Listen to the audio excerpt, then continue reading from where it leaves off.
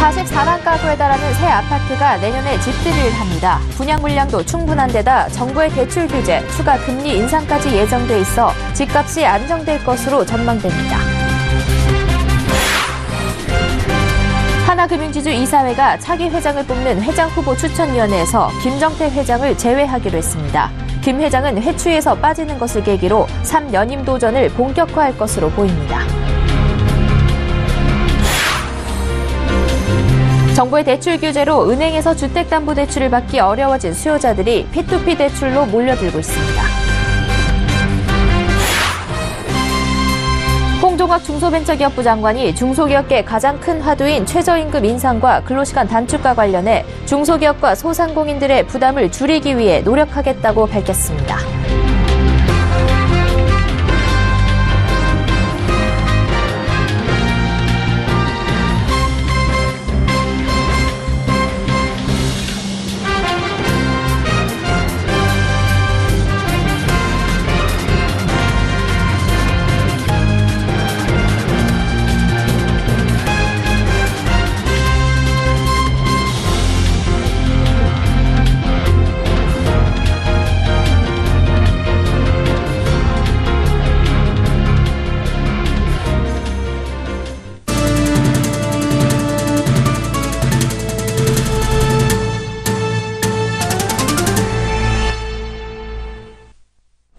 시청자 여러분 안녕하십니까? 센 경제 현장 양한나입니다.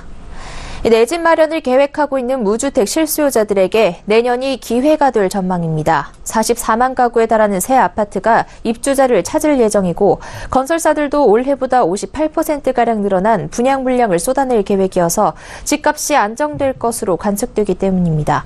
정창신 기자가 보도합니다. 부동산 114 조사에 따르면 내년 분양시장엔 41만 7천여 가구가 공급됩니다. 이는 올해보다 58%가량 늘어난 물량이면서 최근 5년 평균 분양 물량보다 11만 가구가량 늘어난 수치입니다. 당초 업계에선 내년 분양 물량은 25만 가구 수준에서 공급될 것으로 전망한 바 있습니다. 건설산업연구원이 지난달 내놓은 2018년 건설 부동산 경기 전망에 따르면 내년 분양 물량은 25만 가구로 올해보다 소폭 감소할 것으로 내다봤습니다. 건설사들이 은행과 집단대출 협약에 어려움을 겪는 등 공급자의 금융 조달이 어려워질 것으로 관측했기 때문입니다. 하지만 올해보다 분양 물량이 늘어난 데는 부동산 규제로 분양 못한 물량이 내년으로 미뤄진 탓과 재건축 등 정비사업 수주 물량이 내년 분양될 예정이기 때문입니다. 실제로 내년 분양 물량 중 재건축 재개발 물량은 17만 3천여 가구로 전체 공급 물량의 41%에 달합니다. 올해 수주한 정비사업 물량이 내년 일반 분양으로 쏟아지는 겁니다. 여기에 내년엔 사상 최대인 44만 가구의 새 아파트 입주와 정부의 대출 규제, 추가 금리 인상 등도 부동산 시장에 영향을 미칠 것으로 예상됩니다. 부동산 시장의 투기 수요가 빠지고 무주택 서민 중심으로 재편되면서 집값도 안정될 것으로 관측됩니다.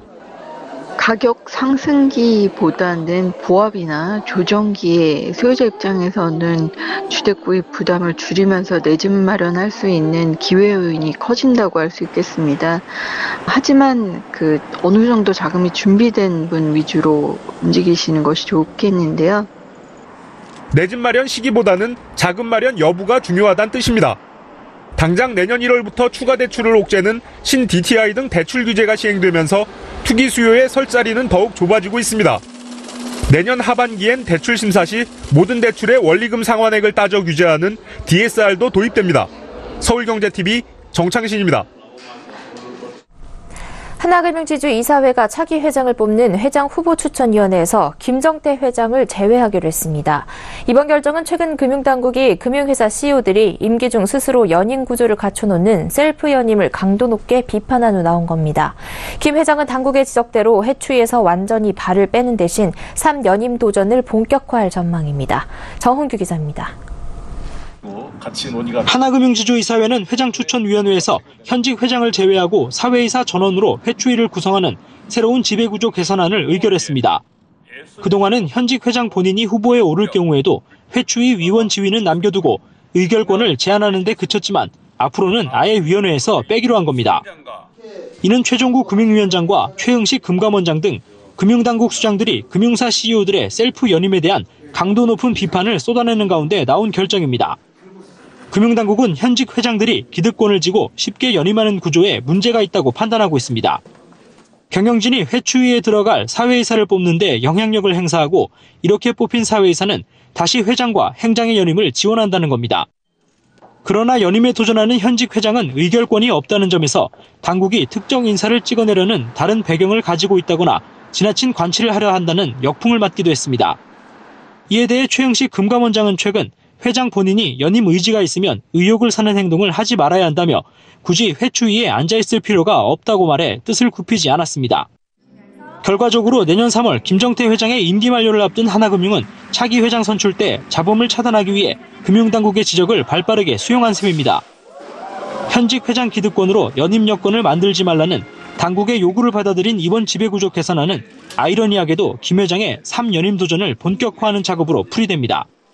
연임 과정이 공정하지 않다는 당국의 압박 수위가 높아 현 상태로는 연임 도전이 쉽지 않았는데 이번에 회추위에서 빠져 결과적으로 공정성을 높였기 때문입니다. 하나금융은 회장 임기 만료 60일 전에 회추위를 구성한다는 규정에 따라 당장 내년 1월부터 차기 회장 선출 작업에 돌입합니다. 서울경제TV 정은규입니다. 정부의 주택담보대출 규제로 은행권에서 대출을 받기 힘든 사람들이 많아졌는데요. 최근 이들이 규제가 없는 P2P 대출 업체로 눈을 돌리고 있습니다. 앵커 리포트입니다. 최근 최저 연 9% 초반 금리로 최대 2억 원까지 빌려주는 정직한 아파트 담보대출 상품을 출시한 P2P 업체 어니스트 펀드. 만기 전액 상환 방식으로 대출 기간은 12개월입니다. 이 회사 관계자는 실수요자들을 중심으로 해당 상품의 문의가 급증하고 있다고 귀띔했습니다. 정부의 대출 규제로 은행 대출의 문턱이 높아지자 P2P 부동산 담보대출의 수요가 늘고 있는 겁니다. P2P 업체는 현재 대부업으로 분류돼 있어 대출 규제를 받지 않습니다. 또 은행권의 투기지역 투기과열지구에 대한 LTV가 40%인 반면 P2P 업체의 개인 부동산 담보대출의 경우 LTV를 최대 80%까지 적용하고 있습니다. 10억 원짜리 아파트의 경우 최대 8억 원까지 대출이 가능한 셈입니다. 한국 P2P 금융협회에 따르면 지난달 개인 부동산 담보 누적 대출액은 1,377억 원으로 전달보다 119억 원 증가했습니다. 올 들어 완만한 상승세를 보이던 P2P 부동산 담보 대출액 추이는 파리 부동산 대책이 발표된 8월부터 급증세를 보였습니다. P2P 부동산 담보대출의 경우 대부분 후순위로 연 10에서 13%대 금리를 적용받아 금리 매력이 떨어진다는 지적도 나오지만 이미 1금융권에 대출을 끼고 있어 추가 대출이 필요한 수요자들에게 대안이 되고 있습니다. 한편 P2P 투자자들은 최근 P2P 업체의 연체율과 부실률이 증가하고 있는 점을 주의해야 합니다. 한국은행이 발표한 금융안정보고서에 따르면 그동안 2% 미만에서 등락을 보이던 P2P 대출 연체율은 지난 7월 이후 일부 대형업체의 연체율이 급등하면서 10월 말 6% 수준으로 상승했습니다. 서울경제TV 양한나입니다. 홍종학 중소벤처기업부 장관이 오늘 여의도 중소기업중앙회에서 중소기업중앙회 회장단과 관련 단체장 및 기업인 등 40여 명과 중소기업 간담회를 열었습니다. 업계 화두인 내년 최저임금 인상과 근로시간 단축을 앞두고 중소기업과 소상공인들의 부담을 완화하기 위해 노력하겠다고 밝혔습니다. 김혜영 기자입니다. 홍종학 중기부 장관이 취임 후 처음으로 중소기업인들과 만남을 가졌습니다. 중개인들의 애로사항 등 현장의 목소리를 허심탄회하게 듣고 정책에 반영하겠다는 취지입니다. 중소기업의 성공이 곧 문재인 정부의 핵심 정책입니다. 여전히 현장과 괴리되거나 현장의 목소리가 제대로 반영되지 못한 정책도 많을 것으로 생각합니다. 중소벤처기업부는 350만 중소벤처소상공인의 수호 천사가 되고 세일즈맨이 되도록 노력하겠습니다. 우선 중소기업계의 가장 큰 현안으로 떠오른 근로시간 단축에 관한 건의가 이어졌습니다. 신정기 도금조합 이사장은 근로시간 단축 보완책을 마련해달라고 요구했습니다. 30인 미만 사업장에 대해 노사합의 시 주 8시간의 특별 연장 근로를 허용해달라는 겁니다. 또한 최저임금 인상과 관련한 우려도 쏟아졌습니다. 최저임금 인상이 중소기업 소상공인에게는 부담이 되는 것도 사실입니다. 그래서 정부는 일자리 안정자금 3조 원이라는 사상 최초의 지원을 실시하고 이 자금의 지원 대상 기업이 누락되는 일이 없도록 200여만 개 기업을 대상으로 관계부처와 합동으로 전방위 홍보를 할 예정입니다. 업계는 이 자리에서 기술 탈취 근절을 위한 징벌적 손해배상 강화 등 19건의 정책 과제를 건의했습니다. 홍종학 장관은 중소기업인들의 다양한 의견을 수렴해 향후 해결 방안을 모색하고 정책에 반영될 수 있도록 한다는 계획입니다. 서울경제TV 김혜영입니다. 인공지능과 드론 등 13개 분야가 우리나라의 성장 동력을 이끌 분야로 선정됐습니다. 정부는 이들 분야에 5년간 8조 원을 투입해 2025년까지 일자리 55만 개를 창출하겠다는 계획입니다. 이보경 기자가 보도합니다. 정부가 혁신 성장을 견인하고 4차 산업혁명 대응을 선도할 혁신 성장 동력을 선정했습니다. 빅데이터와 5G, 드론, 인공지능 등 13개 분야입니다.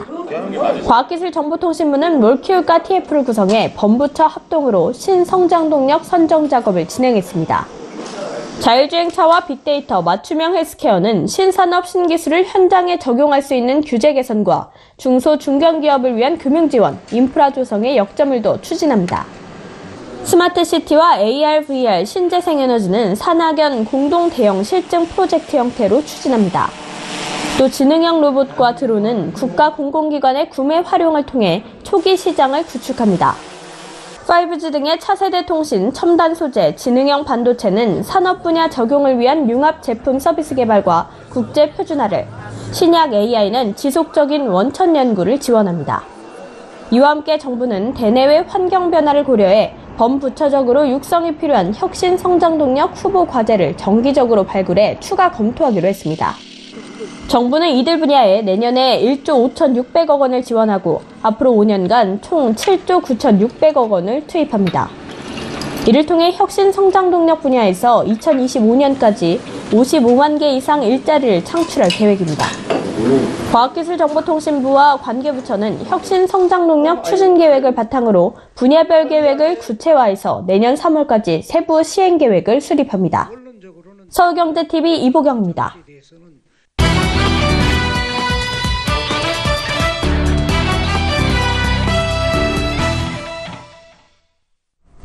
연말 정산 시즌이 다가오면서 세제 혜택을 받을 수 있는 금융상품이 인기를 끌고 있습니다. 그중에서도 개인형 퇴직연금은 노후 대비가 가능할 뿐 아니라 연금저축과 함께 가입하면 큰 절세 혜택을 볼 수 있어 관심을 끌고 있습니다.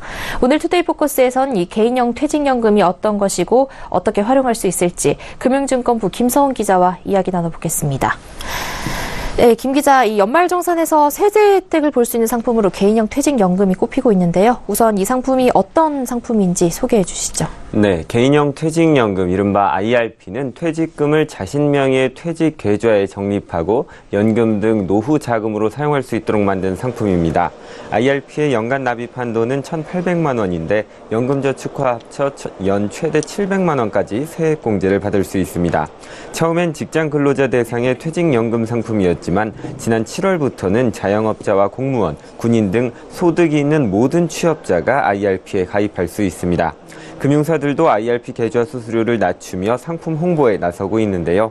우리은행은 IRP 계좌 수수료를 0.05에서 0.12%포인트 인하하며 시중은행 최저 수준까지 낮췄고 삼성증권도 지난 7월부터 0.33에서 0.35% 수준이던 계좌관리 수수료를 추가 납입금에 한해 면제하기로 했습니다.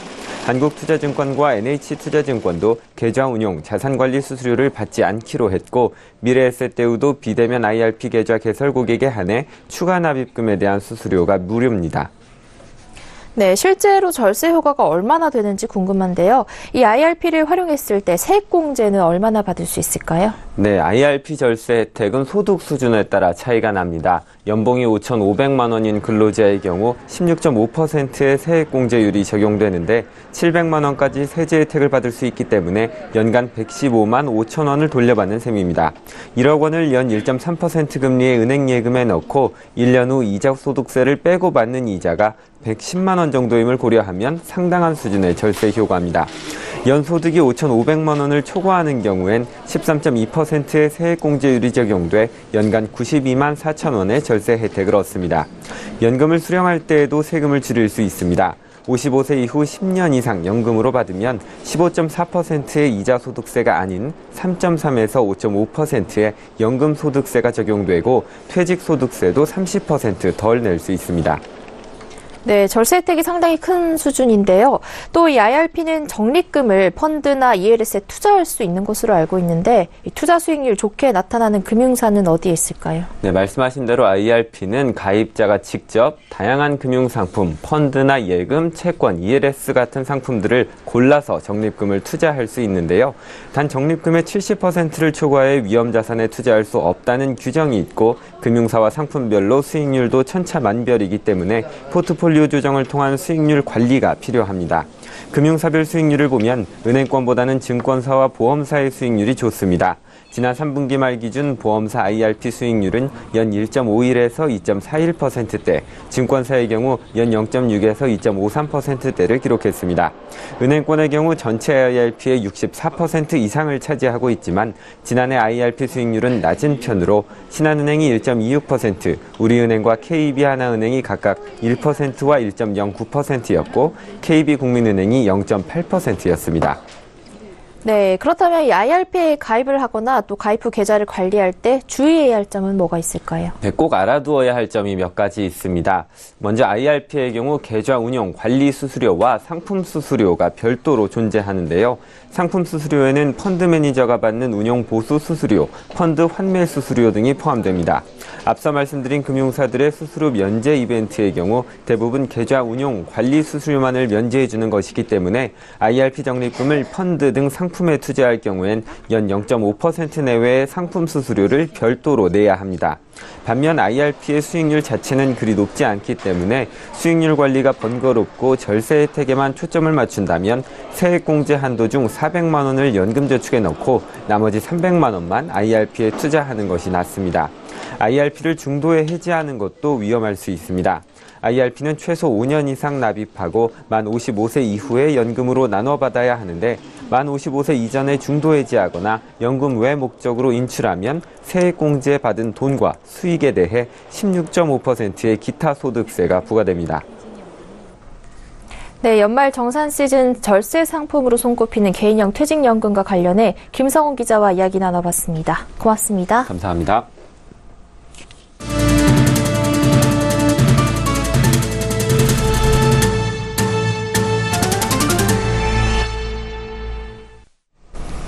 보건복지부의 두루누리 사업 개정으로 내년 1월부터 10인 미만 사업장의 저임금 근로자와 사업주는 국민연금 보험료를 정부로부터 최대 90% 지원받습니다.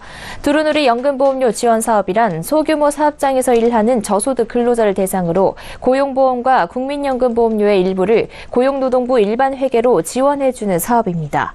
이번 개정안에 따르면 1에서 4인 규모의 사업장 신규 가입자는 사용자와 근로자가 부담하는 연금보험료의 90%를 5에서 9인 규모 사업장의 신규 가입자는 80%를 지원받습니다.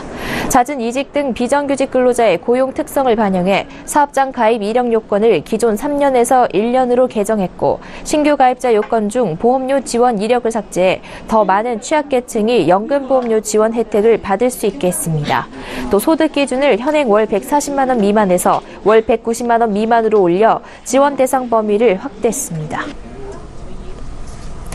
시력 교정술을 해놓고 백내장 수술로 위장하는 등 실손 의료보험을 이용한 사기가 금융당국에 적발됐습니다.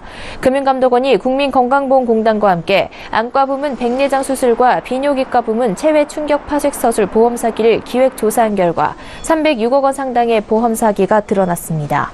이번에 적발된 백내장 수술 관련 보험 사기는 총 15,884건으로 금액으론 119억 6천만 원에 달하며 전체 조사 대상 지급 건수의 5.5%를 차지했습니다.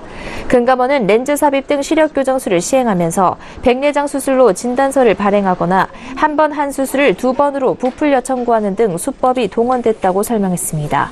적발된 병원이 116곳, 혐의 건수가 50건 이상인 병원도 50곳에 달했으며 보험금 허위 청구 담당 직원까지 고용한 의원도 있는 것으로 조사됐습니다.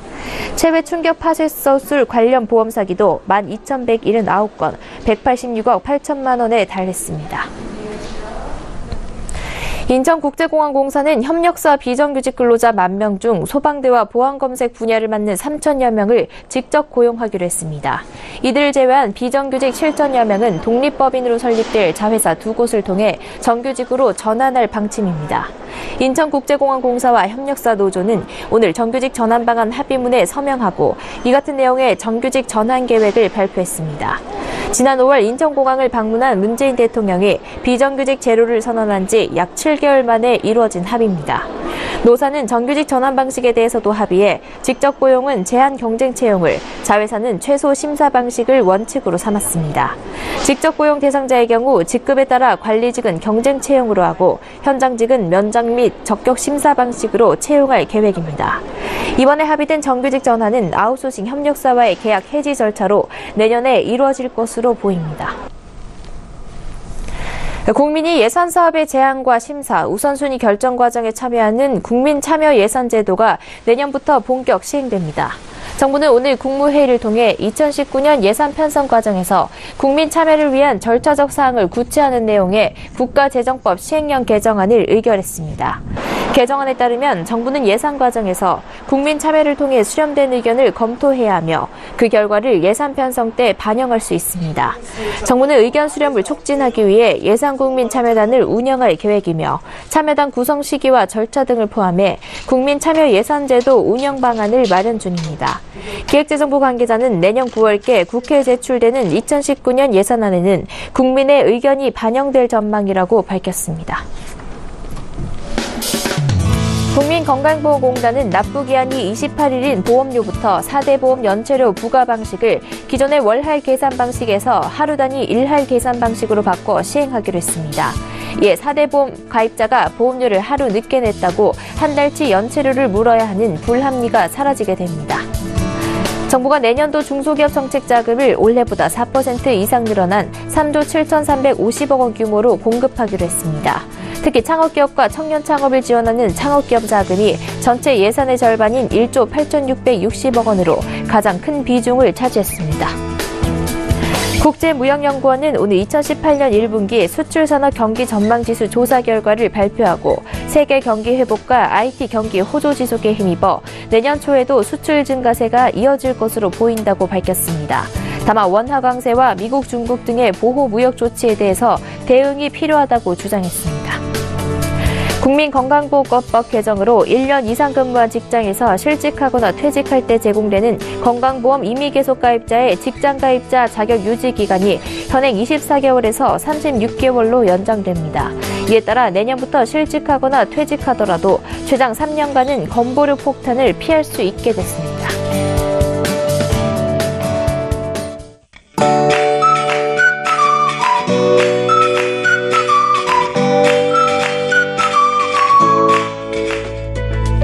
안녕하세요. 켜레더 라이프스타일 예보 허수진입니다.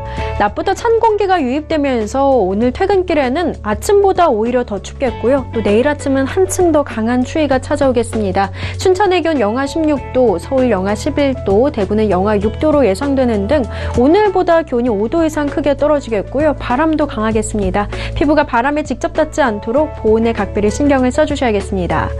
현재 하늘 모습 보시면 전국이 대체로 맑은 하늘을 보이고 있고요. 또 바람이 차고 강하지만 덕분에 대기 확산이 원활해서 미세먼지 농도 보통 수준으로 대기질 양호한 상태를 유지하고 있습니다. 내일 우리나라는 서해상에 위치한 고기압의 영향을 받으면서 전국 하늘 대체로 맑겠습니다. 이어서 자세한 지역별 날씨는 나절 예보로 알아보겠습니다. 내일 아침 기온은 서울 영하 11도, 춘천 영하 16도로 예상되는 등 대체로 오늘보다 5도 이상 크게 떨어지겠고요. 한낮에도 영하권에 머물겠습니다. 동해안 지방도 기온이 오늘보다 5도 이상 큰 폭으로 떨어지겠습니다. 속초의 아침 기온 영하 8도, 강릉은 영하 7도로 예상됩니다. 내일 아침 광주의 기온 영하 4도, 대구 영하 6도까지 내려가겠고요. 한낮 기온은 광주 3도, 대구는 2도에 머물겠습니다. 해상으로도 눈이나 비 소식은 없지만 물결이 동해상에서 최고 6m로 매우 거세게 일겠습니다. 목요일부터 추위의 기세가 누그러지면서 올해 마지막 주말에는 큰 추위 없겠습니다. 다만 전국적으로 눈이나 비가 내릴 전망입니다. 날씨였습니다. 센 경제 현장 여기까지입니다. 시청해주신 여러분 고맙습니다.